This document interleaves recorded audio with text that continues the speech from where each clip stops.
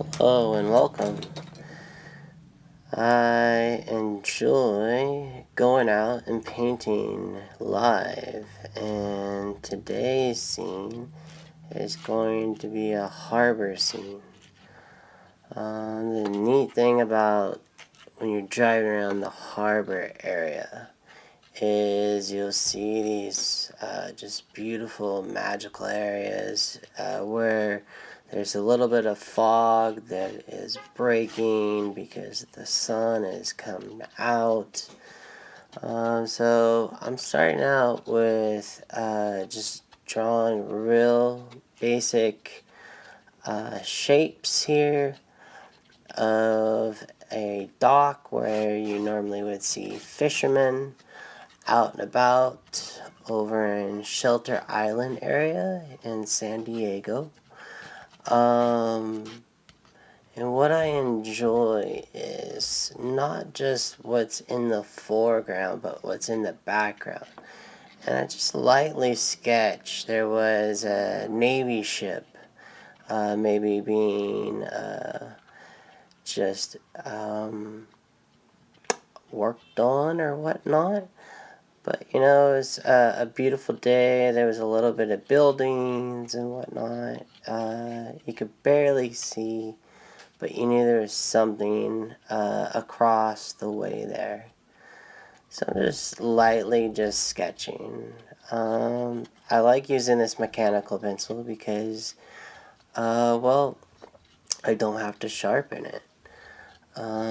It's a light lead.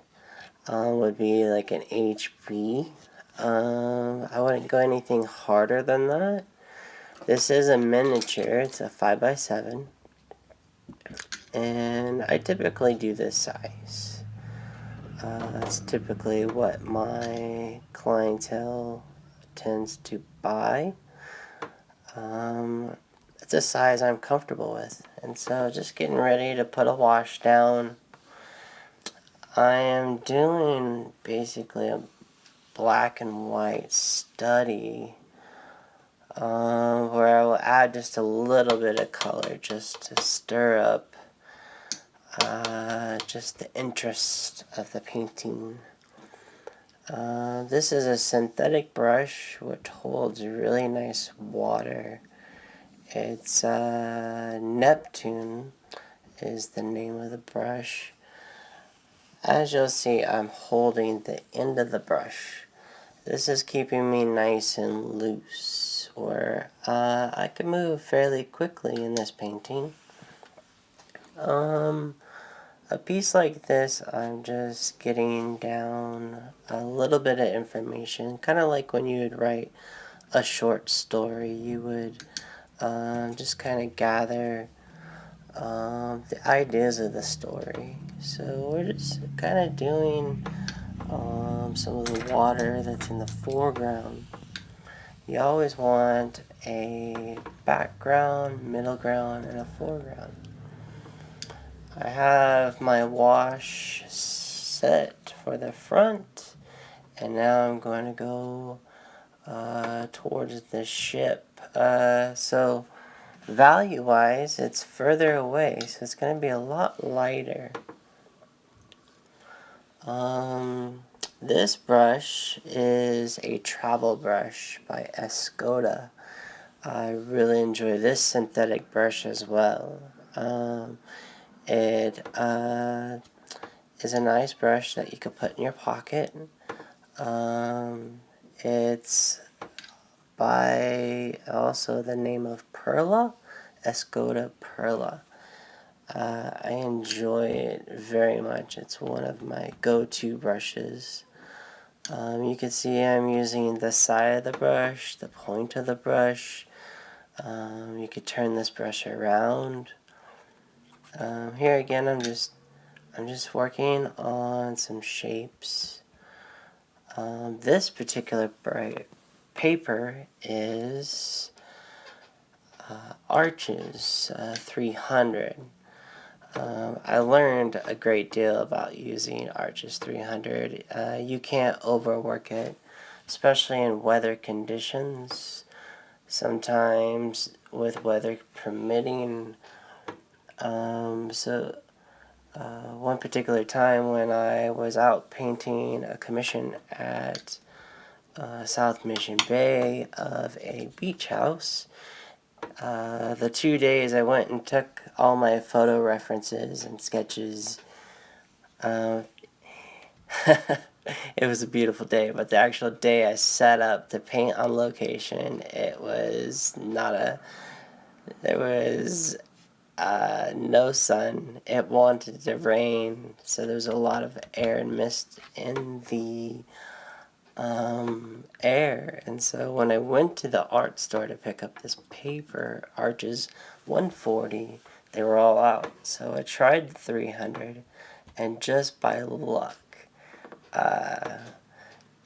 God orchestrated this paper for me. And so it was really a better experience than what I was planning. So what you see here is me now going in with darker. So with watercolor, we work from light to dark. As you can see, I'm really pushing the background back further by bringing the area in the front here darker. You wanna push and pull. You wanna definitely get some distance in your two-dimensional image here. You can also see there's some white left at the top of that pier that's helping push that as well. So have fun when you're painting. Do some fun different strokes. Really allow watercolor to do its thing. Yeah, you want to definitely allow different textures to happen with this paper. This is Arches Rough 300. So when you're adding pigment and adding water and brush strokes, it really does this dynamic thing in the rough paper as opposed to just cold press. If you're not familiar with paper, there's hot press, which is a smooth, I really enjoyed this part. This part was really fun. Then your other paper is cold press, which has a little more tooth to it. And then a rough paper is what you see here. And I'm connecting the dots here by building the value, watching how it dries. One of the tricks about watercolor, a little pro tip, just so you can put this in your pocket as a little nugget, is if it looks right, it's wrong. Because watercolor dries 20% lighter than what you actually see when you're painting. So be bold in your painting. Again, here we are just putting little intricates in the pier, pushing that foreground. So I do bounce around a little bit in my painting because I'm allowing areas to dry. One way you can test your paper to see if it's ready to be ready to work on is you can touch it with the back of your hand. You never want to touch your painting unless you're blending with your fingertips or maybe scratching with your fingernail. But I will test the paper with the back of my hand. So here you can see I'm just softening some edges. Just really have fun, experiment in when you're finished with a painting, you can go, oh, that's what I did. We never learn from the great things we do. We learn from our mistakes and what not to do the next time. What I enjoy with these scenes of the harbor is it just has this this beautiful awe. So here now I'm putting a little bit of cobalt turquoise in just to add just a little more to the painting. Not much. By doing this, it kind of gets just some flavor. Just like when you eat something and there's just that little hint of something that just makes that food taste just a little bit better. What I'm enjoying in this moment is really allowing myself to experiment. If you have any questions, please feel free to comment. Feel free to ask any questions. San Diego is a great place to visit and paint. There's great places to paint. Wind and Sea, La Jolla Shores. Enjoy Balboa Park. Down by the harbor, the Tuna Harbor.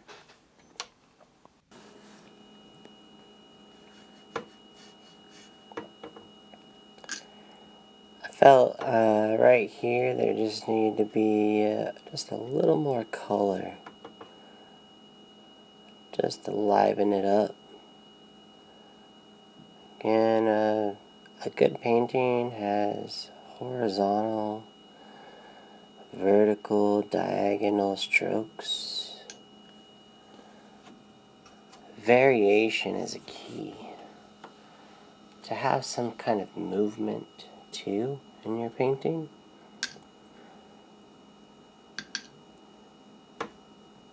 Creating an atmosphere is unique.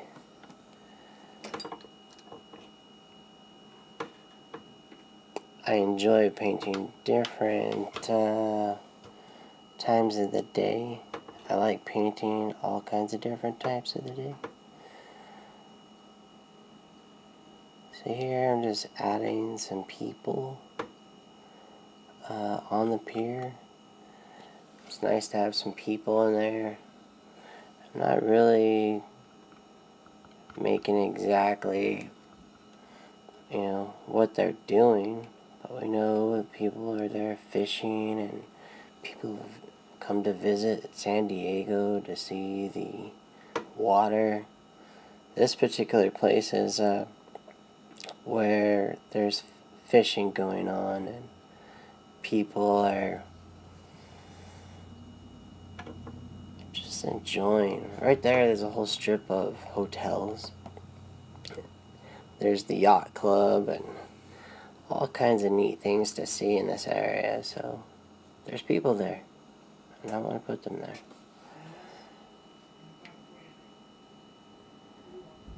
I'm just putting little added darker areas.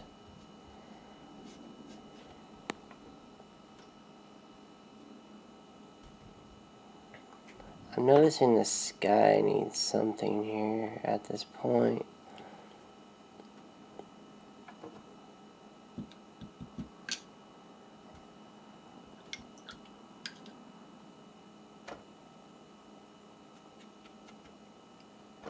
So I'm going to just not go too heavy, but just enough that shows maybe some wind, some directional lines. So my focal point is these folks are here visiting and hoping the sun would come out even more as the morning fog burns off.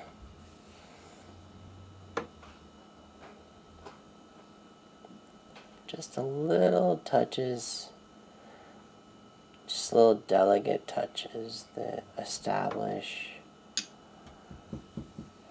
light bouncing, shadows.